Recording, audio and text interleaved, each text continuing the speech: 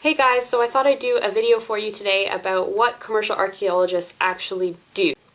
I'm going to be kind of dividing it up today of Canadian archaeology versus UK archaeology. I say Canadian because although some of this stuff will be transferable through to the US, I understand that sometimes it can be quite different, and I don't have any experience in US archaeology, so I don't want to say anything that could be wrong.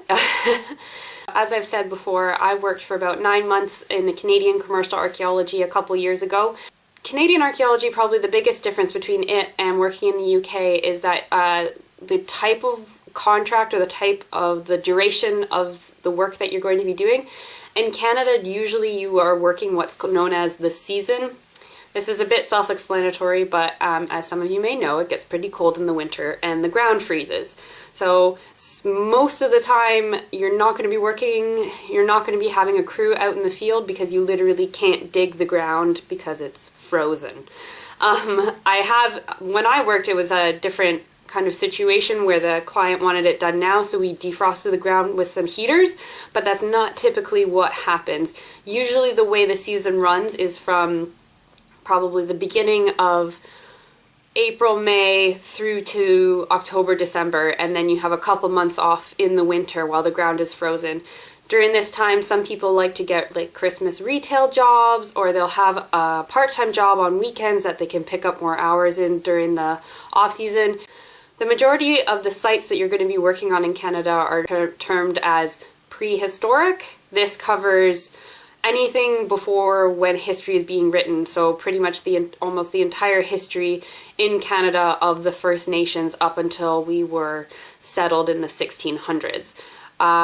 Some historic sites you will come across, but for example, I worked there for 9 months and I only came across one project where I worked on for a couple days that had historic material. So because of the way that the First Nations people lived and how they constructed their settlements, mostly out of biodegradable materials like wood and animal skins and stuff of that nature, more biodegradable stuff rather than out of stone, the majority of what you're going to be coming across are what's known as flakes. Now, these are pieces of chert or flint stone, a very hard type of stone that has been worked into a tool.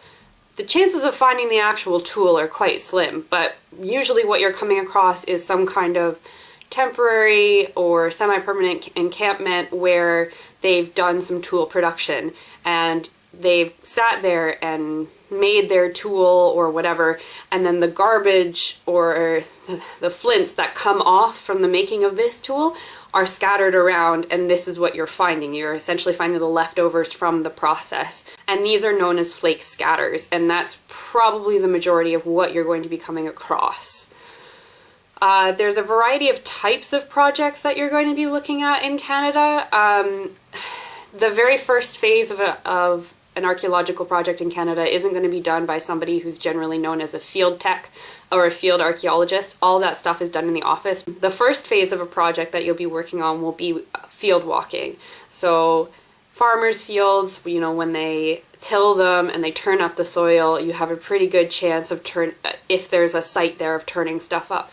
So the field crew will go to this field or area, and you'll spread out. I think the rule is between 5 and 10 meters apart, and you walk up and down the field looking around you to see if you can spot flakes or any kind of possible archaeological material on the ground. Sometimes you're going to come across areas that can't be field walked because they've been landscaped or the soil hasn't been overturned, so there's not going to be anything on the surface. In this case, you're going to be doing what's known as test pitting. So you're going to have a shovel with you and a very small screen or sift, and you'll be, again, walking in a set order, a set distance apart, and you'll be making a hole in the ground with your shovel and then sifting everything that comes out of that in your small screen and seeing if you find any flint or flakes, as we call them. If you do, you let your supervisor know, and then they'll make a note of it, and that will be written down for the analysis to see if any more work needs to be done.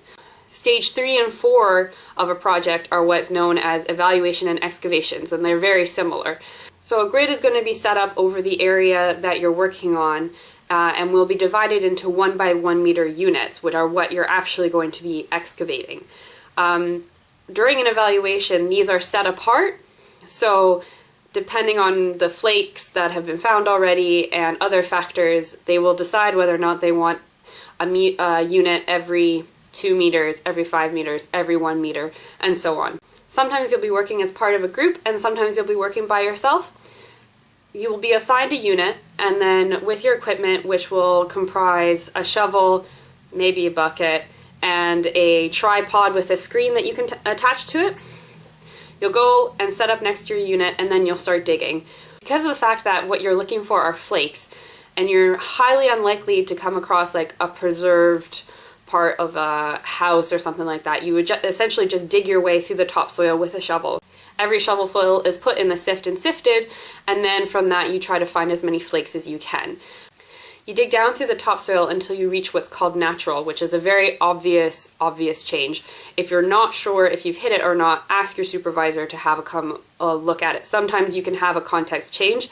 However, where I was working in Canada, you didn't really expect to have any stratigraphy going on, so it just would kind of go topsoil natural. In order to make sure that you're being thorough, we went about 5 centimeters into natural. And sometimes you'll come across like a feature or something like that within your little square, which will also have to be excavated. And this again will be quite obvious against the natural soil as like a shadow or a stain. During this stage, you're only going to be using a shovel. Your trowel isn't really going to get much use. You dig your 1 by 1 meter unit square down to whatever's been specified, and then you make sure that the sides of it are nice and straight and the corners are cleanly cut. Same with the bottom. You'll clean it back, and then your supervisor will come over, take a photo, take some measurements, and do whatever. Generally, at the stage of working as a field tech, you're not really going to be getting a lot of kind of experience in paperwork and recording. Generally, you're spending your entire day digging, at least in my experience. It's very physically demanding. Once you've done your evaluation stage, this will essentially establish whether or not they think there's a likelihood of a site being present, depending on the counts of how many flakes are coming out of your sifts, or the sifts of everyone on site. So if it happens to be big enough that there's going to be an excavation, they will essentially take your grid area and excavate the entire thing rather than just doing patches. Now, this is done in the same way as it is for an evaluation, a unit at a time. And the way that they'll do this as well is anything that's along the borders of your grid, I think the rule is that if it has over 10 flakes in it, you have to expand around it, and they will therefore then expand the site until they stop getting high counts of flakes coming out of everything in order to make sure that they're covering the extent. I would definitely say that the work that I did in Canada was much more demanding than what I've done over here, because you're just spending your whole day digging. You don't really get much of a break outside of your assigned lunch and like coffee breaks. I've also found that the work in Canada tends to be a bit more fast-paced. For example, the company I worked for, we had a quota, so every day we would have to get a certain amount of units done, and they need you to work as quickly and as efficiently as possible. When you're a beginner, obviously there's going to be some allowances for the fact that you don't really know what you're doing, and that some of these skills, even though, you know, digging might not seem like a skill, it takes time to develop it and time to be good at it. As well for sifting, because until you have a feel for what a flake looks like and feels like, you're going to be missing stuff. You're going to be spending probably the first couple seasons or a couple years of your career working mostly in the field. Once you've been doing this for a while, you'll start getting more supervisor training or experience. And also, eventually, you'll start getting offered work during the winter time. So being in the lab, writing up stuff, doing anything that needs to be done. But it does take some time to work yourself up to this level, and obviously it's also not something that's available to absolutely everyone. As I said before, it's really physically demanding.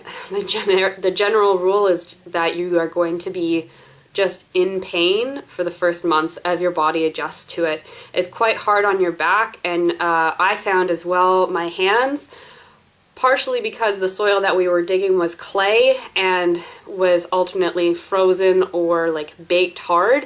So breaking it apart and doing this, all day, my hands swelled up to like twice the size that they are now. So that's something to consider. Doesn't mean that you like can't do it, but you have to kind of prepare yourself that it is going to be physically demanding, and you have to think about that before you decide to do this as your job. And even if you are somebody that's quite physically fit, it's still, you'll probably find when you start out that you're slower than everybody else, because even though it is a job that largely requires a lot of physical strength, it is also something that requires technique. You really might not think about it, but it's something that only really comes with time, and it will happen for you. Now, in contrast, the UK, it does things quite differently. I found it to be a bit more similar to how the excavations on field schools are run. Also, the contracts tend to be quite different. In the UK, you have a contract for either a couple weeks or the duration of a project, or you'll be with a company who will call you on Friday and tell you whether or not you have work on Monday, which can be quite frustrating. Longer contracts certainly happen, but they can be a bit few and far between. The excavations in the UK use what's the Museum of London kind of style or guidelines. It's also known as MOLA. Every site uses the same type, so once you've had experience somewhere digging in the UK, you can pretty much apply it almost anywhere. And also, you tend to have a lot more machine work going on the actual site in the UK rather than you do in Canada. In Canada, the field crew would do everything by hand, and if there were machines around, somebody was watching them, but you generally machine watching or having machines around is a solo project and is done by people with our licenses. Whereas here, you can have machines on site. You can be working in the middle of a construction site and have a digger working for the archaeologists. So it can be quite different, and you will probably get some experience watching a machine at some point doing digging. The field title that you start with over here is called a site assistant. So essentially you are assisting in everything, but you are expected to be much more independent than you are in Canada. In Canada, it's just kind of like you dig your unit, you sift everything, and you move on. Whereas here, you're expected to draw, excavate, record, and you're expected to have a much wider range of skill. I haven't done tons of field walking over here, but I have done some, and what I have done hasn't actually been in farmers' fields. The one field walking project I did was for an overhead power line. So as opposed to walking the extent of the field, we walked along the route of the power line, and because it wasn't part of like a farmer's field, what we were looking for was features that stand out from the landscape. So for an example, that would be like a quarry, some kind of stone cairn, or what are known as shaling huts, which are left over from like herding and pastoral practices.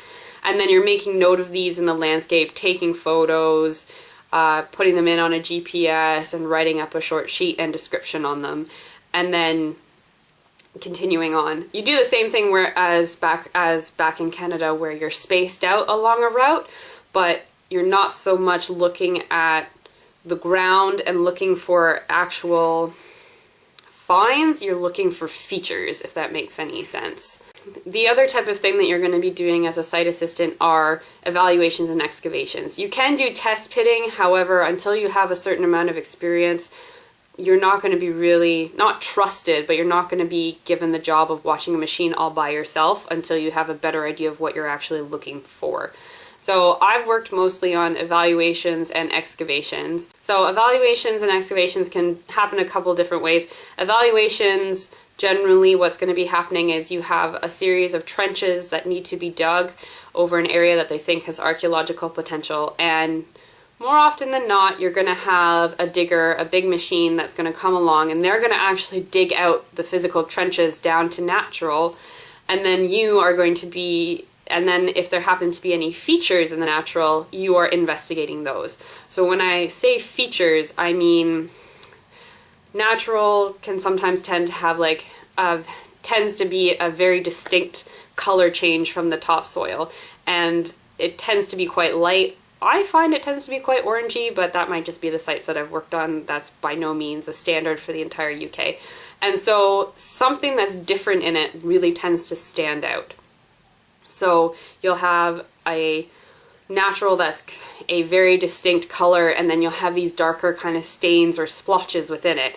Sometimes they're just natural, sometimes they're animal burrowing, and sometimes they are man-made, and that's essentially what you're looking for. You're looking for something to have a linear or a circular shape with very clean lines.